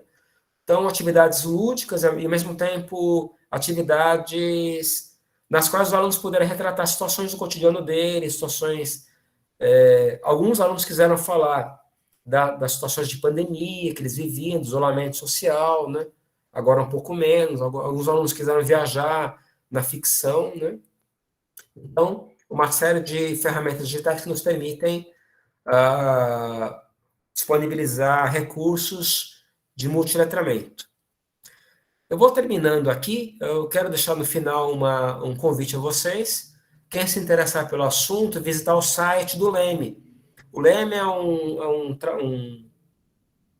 projeto de letramento multimídia que existe desde 2012, né, já vai para 10 anos, tem financiamento hoje da Fundação Carlos Chagas. Em 2009 recebeu um prêmio de melhor projeto multimídia e letramento do mundo, né, é um reconhecimento incrível, né, para a nossa pesquisa, para a pesquisa brasileira. É capitaneado pela Maureen Porciun, com a doutora Maureen, é minha orientadora de pós-doc, né. Vocês podem acessar leme.furg, que é a Universidade, né, Federal do Rio Grande, .br.pt, tanto faz, né? E lá você vai ter acesso a uma série de ferramentas, de conteúdos, né? E o Leme, ele tem hoje uma série de desdobramentos. Nós temos, por exemplo, formação de professores por meio do Mosaico, um grupo de formação continuada. Os professores, eles vivenciam conosco o que eles vão depois desenvolver com os alunos, antes de fazer aluno com projetos, antes de fazer projeto com os alunos. Eles desenvolvem projetos conosco, né? E a gente está sempre atuando com eles, a gente visita as escolas presencialmente, quando pode, agora na pandemia, virtualmente, né? Nós acompanhamos os projetos que eles desenvolvem, nós temos tutoria, nós oferecemos tutoria para a escola, nós participamos de grupo de WhatsApp com alunos, com professores, é uma imersão nessa abordagem para projetos bem interessante, exige muito da gente, mas nos dá muito também, é muito gratificante, e é uma iniciativa que vocês deveriam conhecer. E a gente pretende que essa proposta do Leme chegue a outras escolas, que outras escolas pelo Brasil, todo o Brasil encampem o Leme e encampem outras propostas de letramento estatístico multimídia que sejam interessantes. Tá? Eu finalizo com o meu agradecimento, agradeço imensamente a paciência de vocês em primeiro lugar, porque eu falo muito, eu já falei muito hoje. Agradeço, sem dúvida, à Universidade Federal de Rondônia, que me convidou, né, em especial o professor Ronivon, que fez o primeiro contato. E é isso. Agora deixo vocês à vontade para perguntar, comentar, falar o que vocês sentirem à vontade em falar. Obrigado.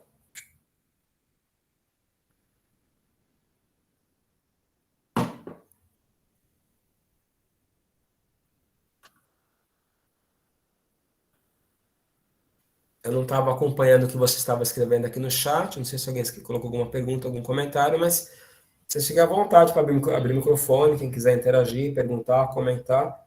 Eu acabei falando de muita coisa, né? Não sei se eu consegui ser claro em tudo, né? Provavelmente não, mas fiquem à vontade aí para comentar ou perguntar. Raquel e Aline, vocês estão sem áudio? Professor, é porque está chovendo muito aqui em Rondônia, talvez é por isso que a Raquel está se comunicando via chat. Tem algum comentário dela ali? Ou... Não, ela falou, professor, muito obrigada. Ela não abriu o microfone, ela comentou que estava com medo de cair, porque está chovendo muito, a professora Cássio, em todas as cidades aqui em Rondônia está chovendo muito hoje, talvez seja por isso. A Aline também, porque elas duas estavam fazendo a abertura, né, para você. Gostaria de agradecer, professor, eu estava acompanhando aqui e fazendo print para acessar os links depois, achei muito interessante.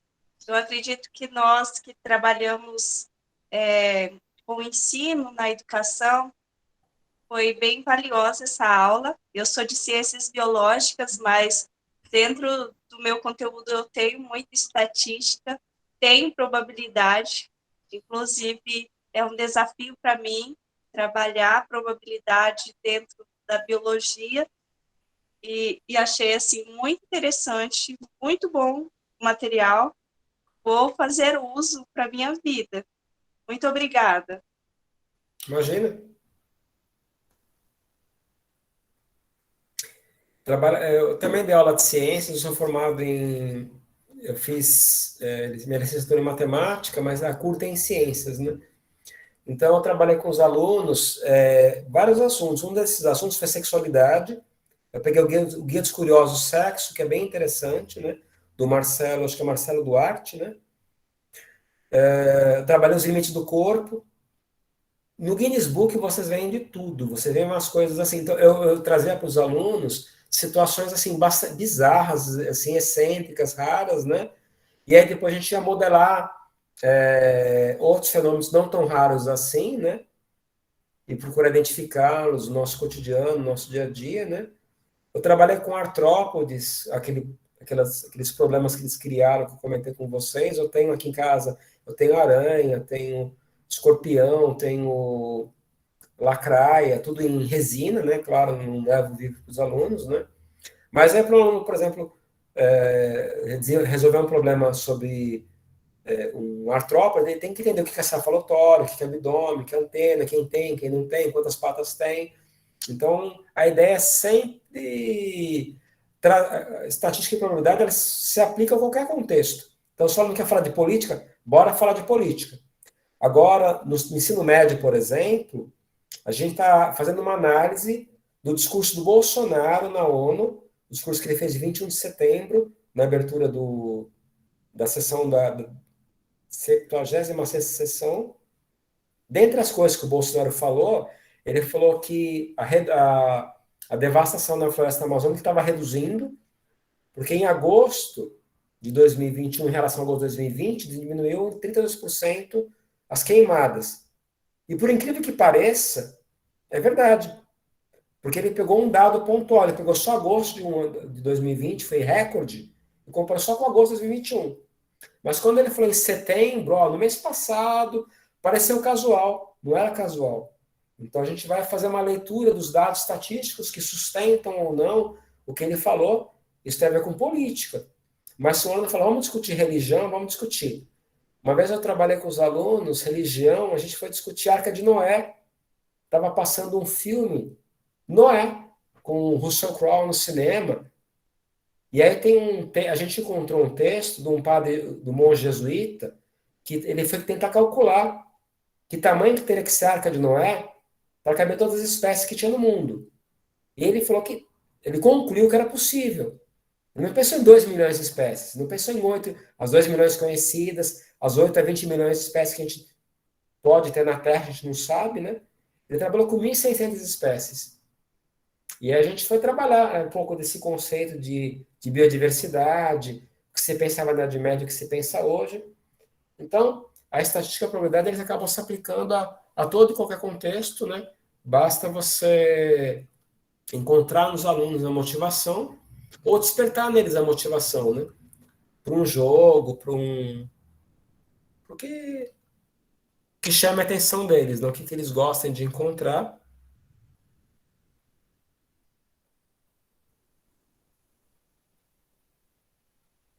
Estou vendo aqui se tem alguma...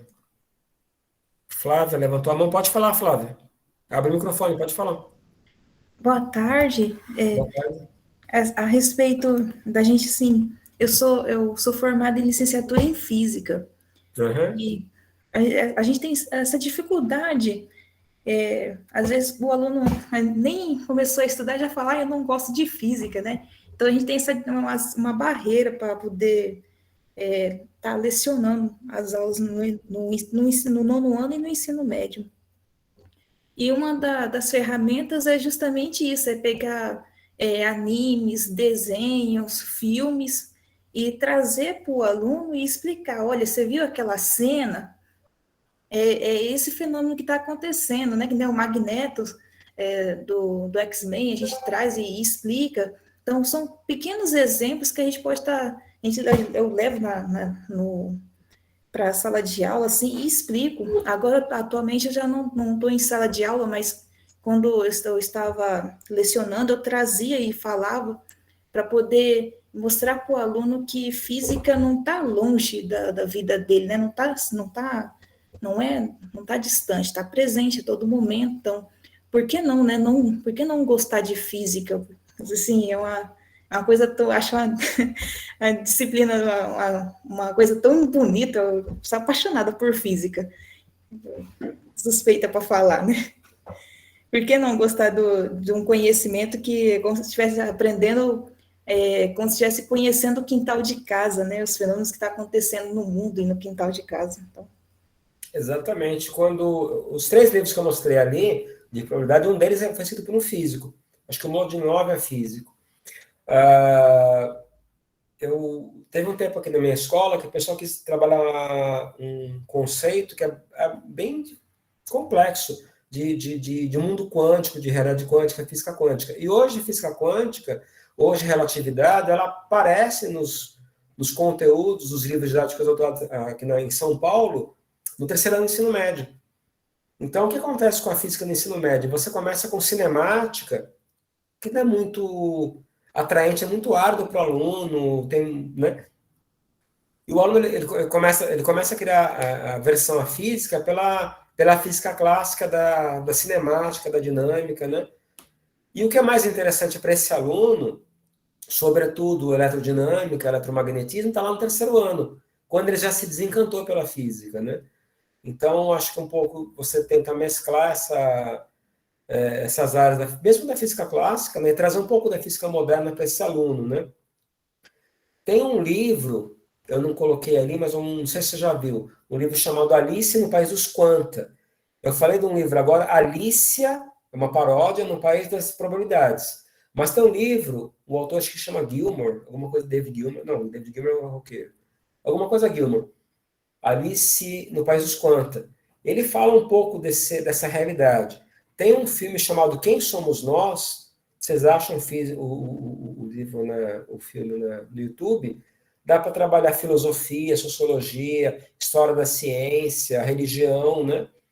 E aí quando você fala para o aluno que nada toca nada, quando você fala que a maior parte do corpo humano é espaço vazio, quando você começa a passar alguns conceitos assim, quando você passa a ideia de dualidade, o princípio da incerteza do Heisenberg, né? O experimento do gato de Schrödinger, essas coisas assim para os alunos, eles ficam maravilhados. Aí eles se apaixonam pela física, né? Eu comecei a fazer física na USP porque eu tinha um sonho de ser astrônomo. Como eu não tinha astronomia no meu tempo, de vestibulando, eu queria fazer física e me especializar em astrofísica. Só tinha astronomia, acho que na Federal do Rio de Janeiro, naquele tempo, né? Ou era na Federal Fluminense, não lembro, né? Mas eu achei, assim, formidável o curso, mas aí acabei bandeando para matemática, né? Mas eu acho que o professor de matemática, o de física, o de química, eles devem estar sempre trabalhando com outras áreas, você tem aproximações possíveis. Eu acho que a área que eu menos trabalhei até hoje foi a área da educação física. Já trabalhei também, mas muito pouco. Mas a matemática, em especial a estatística, se aproxima do que você quiser, né? E aí vai do professor da outra disciplina ser receptivo, né? E de você querer fazer isso. Uma coisa que eu percebo é que os professores pensam assim, se eu for trabalhar projeto, eu não consigo cumprir o programa. Só que quando você trabalha com projeto, você trabalha com várias competências, habilidades e objetos de conhecimento ao mesmo tempo. E você aproveita o tempo da sua aula e da aula do teu colega. Então, você potencializa a aprendizagem. No começo, é complicado, mas quando você vai se acostumando com essa abordagem, você percebe que você acaba ganhando tempo com isso. Pelo menos, na minha humilde opinião. Professor, a Silvia Pena fez uma pergunta no chat. Você quer abrir o microfone e falar, Silvia? A Silvia é uma grande amiga lá da Universidade Federal do Pará. Também é especialista na área de estatística. Fala, Silvia. Boa noite a todos. Boa noite, amiga. Na verdade, eu só coloquei o livro que tu falaste, né, Alice no País dos Quantum, né, que fala sobre física quântica, né, ao alcance de todos. Foi o que eu coloquei. Estou só acompanhando aqui. Excelente palestra, eu acho que é muito importante nós passarmos, colocarmos a estatística, a estocástica de uma forma geral, de uma forma com que as pessoas tenham acesso e percebam que dá para você aplicar isso na sua sala de aula, né, através realmente dos projetos. E você torna uma aula interativa, faz esses alunos interagirem, e gostarem de um assunto que, quando você escuta essa palavra probabilidade, escuta estatística, eles tremem na base. Mas quando você começa a fazer essa relação realmente com o contexto, você começa a perceber que tem como trabalhar este assunto de uma forma que eles consigam interagir e que seja simples. Eu acho que é esse o contexto geral. E tu deste falaste de tudo que era necessário, né, que quem nunca ouviu falar no letramento estatístico, e percebendo essa relação com a BNCC. Então, foi muito bom esse momento estarmos juntos, podemos falar desse tema. Parabéns, Cássio. Imagina, eu agradeço. A Silvia fez uma pesquisa no mestrado dela, envolvendo a área da saúde, né? Eu sou suspeito para falar, porque eu sou casado com uma enfermeira, a gente discute bastante isso, né? E quantos ganchos para pesquisa a gente não teve agora no tempo de pandemia, né? Até hoje, agora você vê o nosso excelentíssimo presidente falando esses dias que a vacinação aumenta a chance de contaminação de HIV, né? Por HIV.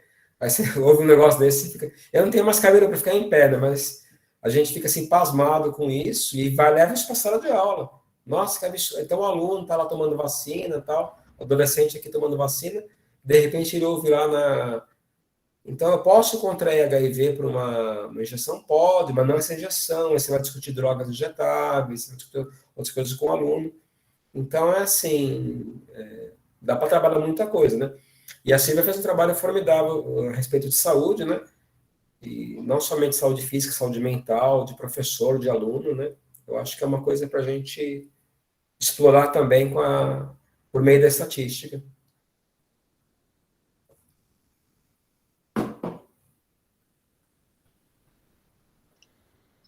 Boa noite, professor. Boa noite. Estou acompanhando aqui também que o Fernando fez uma pergunta, fez uns comentários. Fernando gostaria de falar, seja bem-vindo.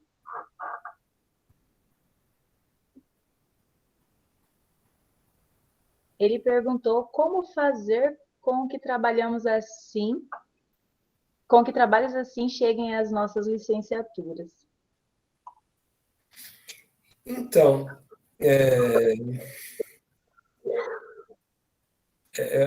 complicado falar de professor, porque a gente vive assim, situações muito diversas assim.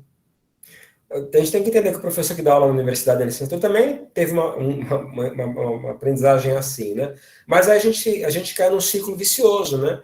Então, eu não vou ensinar porque eu não aprendi, e aí meu aluno não vai ensinar porque não aprendeu comigo, ele vai formar um professor que também não vai saber isso, então, uma hora a bola tem que parar, né? Tem que falar, não, eu não tive isso, mas eu vou correr atrás, eu vou participar de formações, eu vou buscar livros, eu vou me inteirar sobre esse assunto, eu vou trabalhar com um programa, eu vou trabalhar com R, eu vou trabalhar com, sei lá, algum programa de estatística. E aí, a pandemia entre perdas e danos, né, ganhos e perdas, ela trouxe para nós essa possibilidade de fazer uma série de cursos gratuitamente, né? Mas, enfim, eu acho que nas licenciaturas, você tem que trabalhar com o licenciando aquilo que você espera que ele trabalhe com o aluno. Então, tem uma dissertação do Jefferson Biagioni, em 2006, da Unicamp, que ele fala isso, que ele foi trabalhar com projetos com os alunos dele de pedagogia, e os alunos se encantaram com aquilo. Então, provavelmente, aqueles alunos foram desenvolver trabalhos assim quando foram para a sala de aula, né? Então, você, quando faz um trabalho dessa natureza, você acaba influenciando outras pessoas.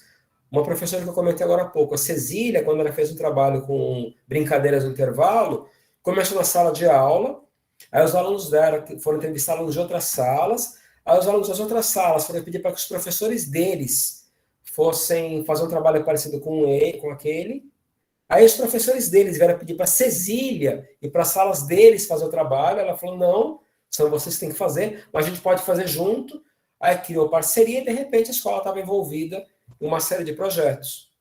Então, na minha escola, quando tem socialização de projetos, a escola para, um dia que só se fala disso. Então, os alunos de outros professores, de outras disciplinas, eles vão ter acesso a esses conteúdos, vão participar desse processo, né? E até 2017, era opcional fazer ou não. Agora não é mais opcional, porque a BNCC é normativa, né?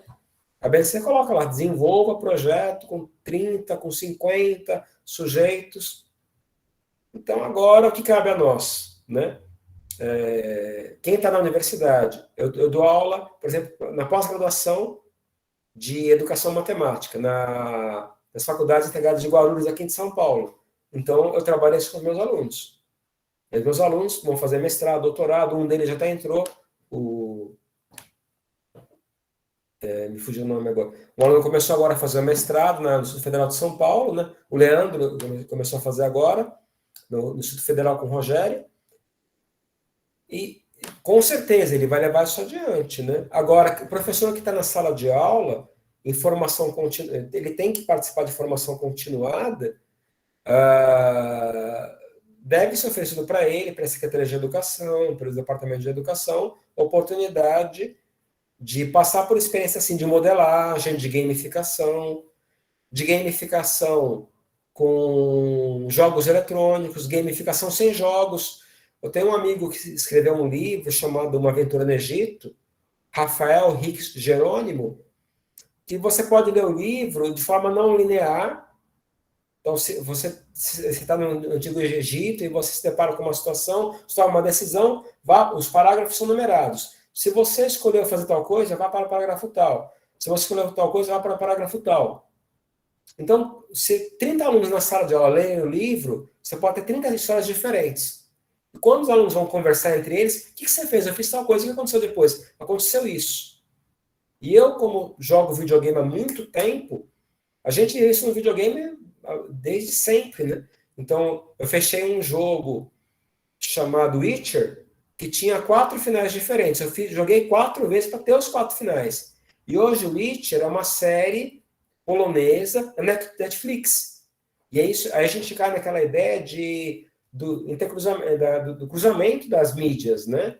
É um game, que é um livro, que é um jogo. Eu tenho os livros desse autor, acho que é Saporov, o nome dele. Eu tenho os livros dele, tem o game dele, tem a série. E aí eu falo disso com esse entusiasmo que eu estou falando aqui agora. Os meus alunos, eles vão jogar, e de repente eu levo isso para as minhas aulas, né? Então, cabe aos professores, eu acho que é meio estranho dizer isso, mas se enturmar mais com o aluno. Essa ideia de eu chegar, eu estou com o meu programa pronto, eu vou chegar lá, isso aqui, eu vou trabalhar isso. Não, eu tenho um monte de ideias, só que eu não sei o que eu vou trabalhar com o aluno, porque eu não sei o que ele quer ver em aula. O que eu vou trabalhar com... É claro que tem conteúdos mínimos que eu devo trabalhar, tem objetos de conhecimento que eu devo abordar. É claro que eu não chego e trabalho qualquer coisa a qualquer momento, não é assim que funciona. Tem um currículo para respeitar. Mas quando eu trabalho com projeto, eu antecipo conteúdos, eu cruzo conteúdos, meus colegas trabalham conteúdos que eu vou abordar em outros contextos.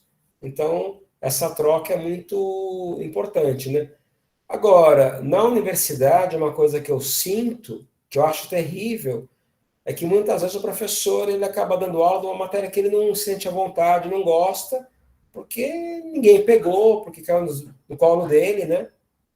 Mas às vezes acontece isso, às vezes a vida traz para nós situações que a gente vê como desafio, e a partir desse desafio vira uma oportunidade. Quem não estava acostumado a trabalhar com aula remota, hoje grava vídeo, produz vídeo, está no YouTube, está no Zoom, está no StreamYard, tá no... Então, para a gente isso é normal. Então, quando alguém fala, vamos fazer uma live, vamos fazer uma live aqui hoje, é que nem dar aula para meus alunos. É tranquilo para mim. Há 3 anos atrás, eu ia ficar nervoso, ia gaguejar, ia tropeçar nas palavras, ia me dar um branco. Agora não. Então, isso vai sendo incorporado.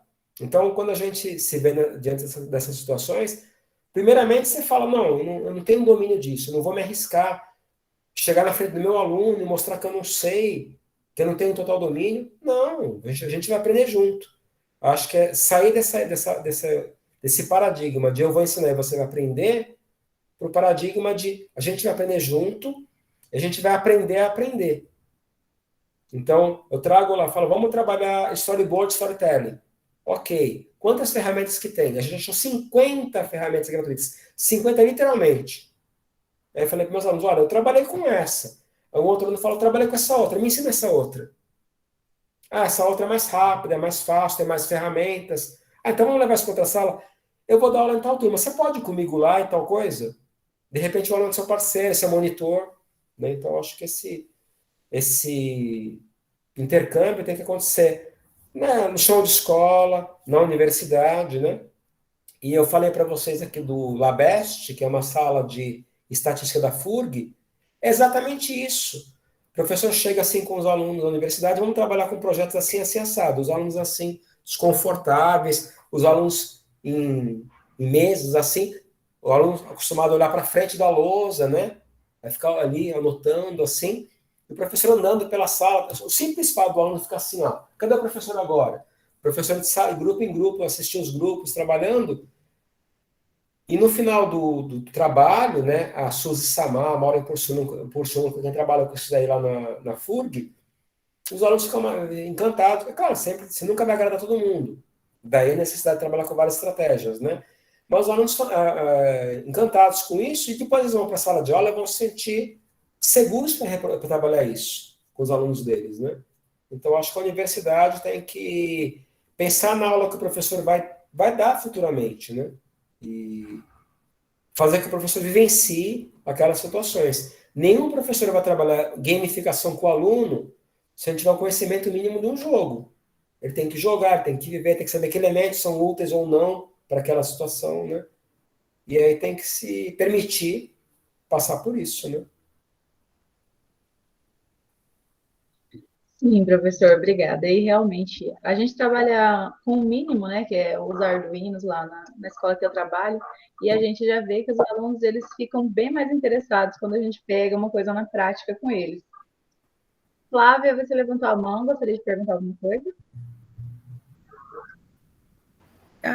O professor falando assim, nossa, professor, que fantástico. O senhor poderia vir lecionar disciplinas aqui para a gente no mestrado, no PGCN? O convite... Seria um prazer, viu? Eu vou deixar aqui com vocês o meu e-mail, o meu WhatsApp. Depois, se alguém quiser trocar figurinha, conversar, pedir alguma referência de leitura, Quando o senhor falou a respeito dessa aproximação que o professor tem que ter com o aluno, a exemplo também de saber interagir com o aluno. A gente, adolescente principalmente, também manuseia os jogos, fala palavras em inglês, mas aprender inglês realmente não consegue, né? Há travamento e passa toda a sua educação básica e não sai do verbo to be, né? Não consegue progredir na educação básica. E quando o senhor está apresentando aqui, o senhor estava falando, eu me lembrei disso. Eu, durante todo o ensino fundamental, o ensino médio, não conseguia aprender a língua inglesa, que estava sendo ofertada na escola, mas o contato que eu tive com os jogos eletrônicos, contato que eu tive também com colegas que jogavam aquele RPG também, que até brincava com ele e falava assim, o jogo que parece teatro. Mas a gente sempre tem esse contato com essa língua inglesa também, só que creio que falta essa aproximação do professor para poder fazer essa contextualização, né? E tá trazendo isso para a sala de aula também. Acho que creio que isso ajudaria a contribuir também. É verdade. Eu fiz, para fazer mestrado e doutorado, você faz proficiência em línguas, né? No mestrado um idioma e no doutorado dois idiomas, né? No mestrado eu fiz em espanhol, no doutorado em inglês, embora eu fale francês. Eu estive na França por um tempo. Eu aprendi inglês, eu fui estudar inglês agora, na cultura inglesa, né? Nem deveria fazer propaganda aqui, né? Na cultura inglesa agora, com 47 anos, 48 anos de idade. Eu aprendi o meu inglês, que foi suficiente para passar na proficiência da PUC, é o inglês que eu trouxe dos games, da música. Eu adoro heavy metal, eu gosto de conhecer as letras, eu eu canto, depois eu vou querer saber o que os caras estão falando, a origem daquilo, né? Livros que eu queria ler e não demorava para ser traduzidos, chegavam aqui no Brasil. Então, esses elementos da cultura, eles acabam contribuindo bastante para a nossa aprendizagem, no modo lúdico, no modo agradável, né? E a verdade é essa, quando você precisa aprender, quando você quer aprender, você aprende. Você pode ficar 15 anos na escola estudando inglês. Aí você vai para os Estados Unidos, você vai viajar, em pouco tempo você aprende, 3, 4 meses você está falando inglês. Então, o engajamento, essa motivação, ela vem de circunstâncias da vida, né? Então, para nós oferecer condições e motivadores para os alunos é fundamental, porque é isso que vai desencadear esse processo, né? De modo mais efetivo.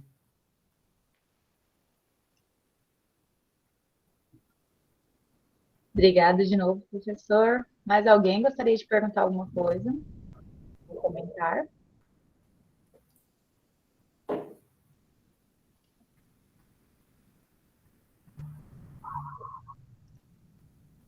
Se quiserem falar no chat também, a gente está aqui observando a sala.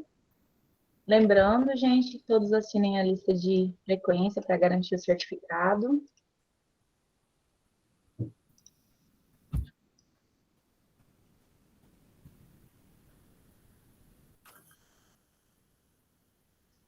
Bom, professor, acho que é isso.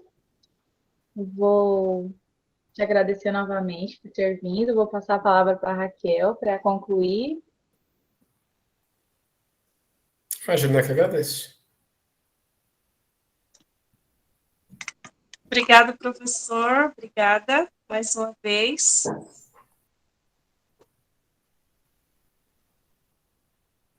Obrigada a todos por terem assistido. Professor, suas considerações.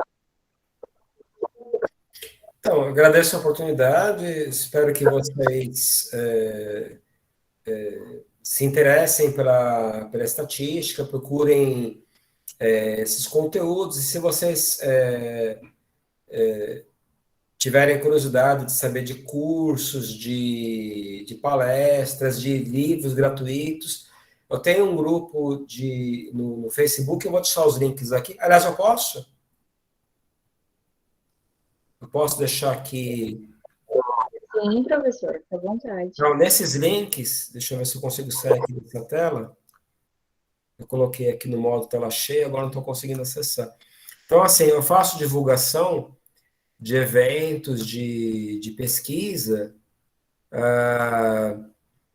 e tenho, tanto no Facebook quanto no Instagram, vários grupos.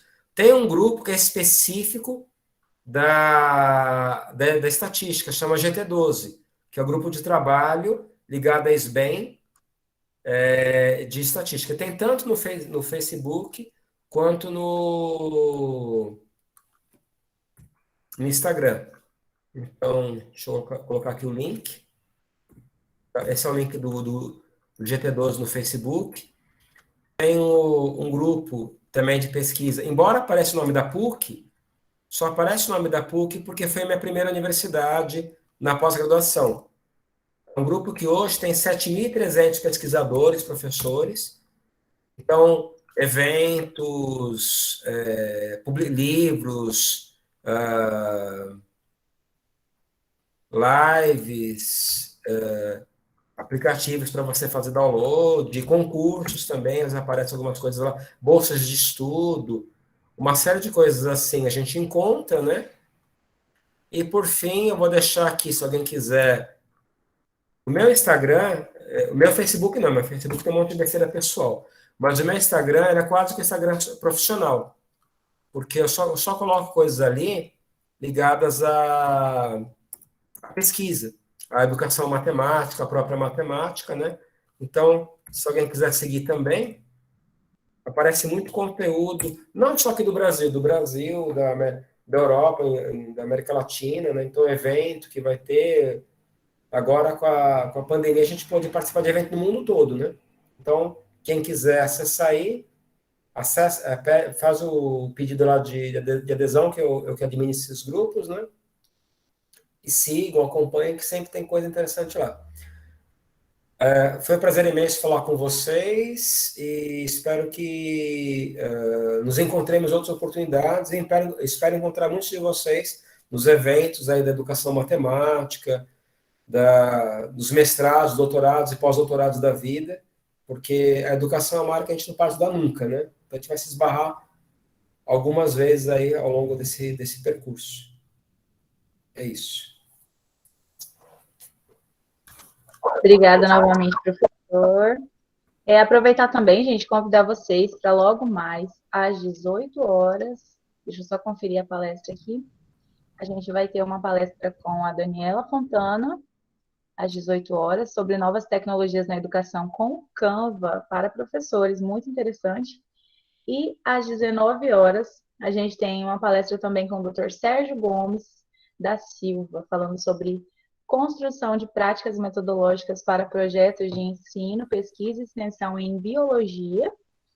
E hoje, ainda às 19 horas, também temos uma outra palestra com acadêmicos do curso de Sistemas de Informação da Farol. Então, gente, não deixem de assinar a lista. A Zelaine colocou aqui no chat, vocês podem assinar. Eu vou enviar novamente, Fernando, aqui o link para você assinar a lista. Eu acabei poluindo aí, eu coloquei tanto link que ninguém mais vai saber qual que é o link da lista, né? Isso, esse aí que eu acabei de colocar. Então, estão todos convidados para as próximas palestras. Inclusive, o senhor professor Cássio, se quiser participar com a gente, está convidado. Obrigada novamente. Então, obrigado, um abraço para vocês, fiquem bem, cuidem-se. Bye, bye. Tchau.